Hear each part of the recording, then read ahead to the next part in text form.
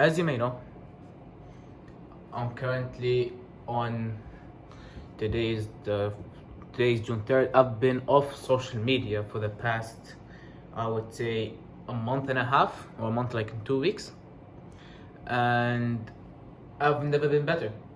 The thing is, this is the second time I tried this, and the first time I tried it was back in January, in mid-January of this year, where I tried this whole monk mode phase where I had COVID going on, and where I contracted COVID, to say the least, and it worked, but to an extent. Let me explain.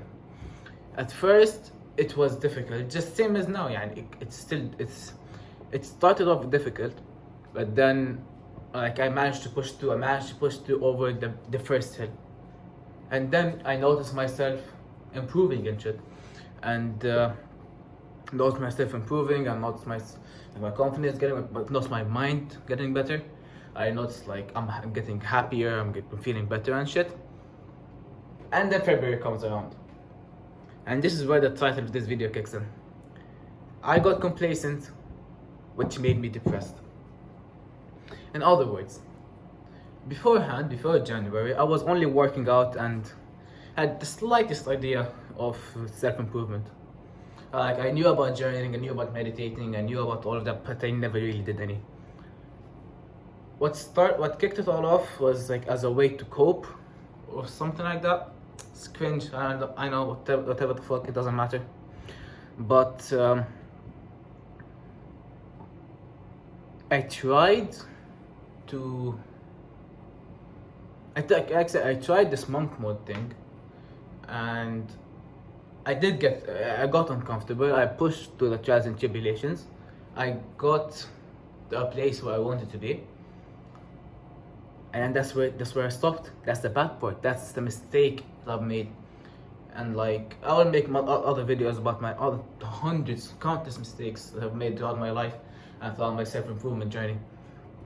First mistake, I got complacent. That's the last thing, or the thing that you should never do, is getting complacent. What I mean by that is getting comfortable. If you've been pushing, tiring yourself out, pushing yourself to the limit in workouts and studying and whatever, and building a business, so it doesn't matter. Once you reach your desired goal, the last thing, or the thing you should never do, is just settle down. I've made it now, let me just sit down and relax. Because if you sit down and relax, especially after you've made all that progress, what happens next? The bad habits start creeping up again. And when the bad habits creep up, everything goes down again. You've been going up, at a steady pace, you reach your peak, you decide to get comfortable and you plateau, and over time you decrease again, which is exactly what happened to me. So, in other words, back in January, I was into self-improvement, I was into meditating, I was into journaling and all of that, and I was into making a task list, or a habit list, or habit tracker, to say the least. But then I did that for 2 weeks and noticed myself getting better. I got complacent, suffered for the next 3 months, and now we're in May. And so far, I would say, since I'm currently doing my year 10 final exams, I've never felt more productive or better. Recently, how I structure, how my day goes now. My day doesn't start when I wake up, it starts the day before, at night. So at night, I take my journal, write down my whole task list for the next day. And when I wake up tomorrow, I don't have to write it down, so I already know what I'm doing tomorrow. I already know what I'm doing the next day and shit like that.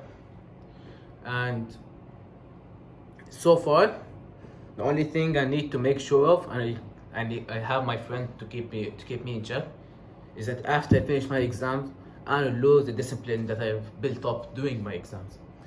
Now I've been studying 6-hour days after coming from school, 8 hours a day. So it's pretty daunting. 8 hours a day of school, 6 hours a day studying, that's 14 hours. 8 hours of sleeping, that's 22 hours. I only have 2 hours for myself, which is extreme, but at the same time, in my opinion, it isn't extreme. I need to do this. which I would like to link to my other point, to a new point, is setting goals. For example, now in my journal, I wrote down all the goals like that I came up with. And for my final exams, it was get 80% or higher on all my final exams, and that's the only thing that's been pushing me, and that's the only thing that's stopping me at the moment from getting complacent.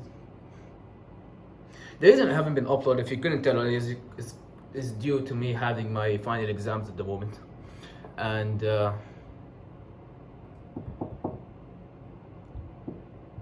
it's due to me having my final exams at the moment, and like I said, I'm studying 6-hour days. I don't have time for anyone, let alone make a video or like talk to anyone about anything.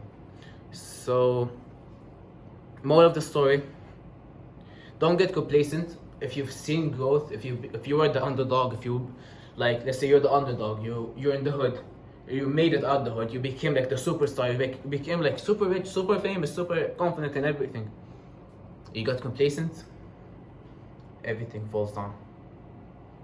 You don't get complacent, you just keep rising up into like the top 0.01% of men, and then just like, and when you reach that, in my opinion, I don't know if I heard this or read this from somewhere, but after you've reached like your goal or like your comfortable spot, don't stop. B, help other people reach their spot as well.